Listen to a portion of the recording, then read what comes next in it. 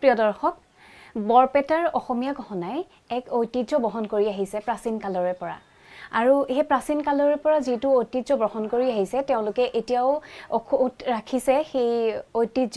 আৰু তেখেতৰ পৰা জানিবলৈ চেষ্টা কৰিম যে আপোনালোকৰ অসমীয়া গহনাৰ ঐতিহ্যৰ বিষয়ে আমাক জনাওকচোন মই এতিয়া ষ্টাৰ্ট কৰিছোঁ মই 2010 চনৰ পৰা কৰিছিলোঁ আৰম্ভ হয় মোৰ ককাই কৰিছিলে তাৰ আগতে তাৰপিছত দেউতাই কৰিছিলে তাৰপিছত মই কৰিলোঁ এনেকৈ চলি আছে আৰু আমাৰ আপোনালোকে ইয়াত মানে গুটেখিনি নিজে বনাই না সব নিজে হাতে বনোৱা হয় ইয়াত কোনো মেচিনৰ ব্যৱহাৰ নহয় সব হাতেৰে বনাই কিনে ৰূপত বনাই গোল পলিশ কৰা হয় থলুৱা ডিজাইন যিখিনি আমাৰ থলুৱা ঐতিহ্যৰ আগৰ পৰা চলি আহিছে পুৰণা মানে প্ৰকৃতিৰ লগত জড়িত হোৱা ডিজাইনবোৰহে আমাৰ অসমীয়া গহনা বুলি কোৱা হয় যেনেকৈ ধৰক জোনবিৰি হয় আপোনাৰ তাৰ ঢোলবিৰি আপোনাৰ তেনেকৈ চব হয় প্ৰায় 200 পৰা 300 মানুহ আছে জড়িত হয় প্ৰত্যেকৰ ঘৰে ঘৰে কাৰখানা আছে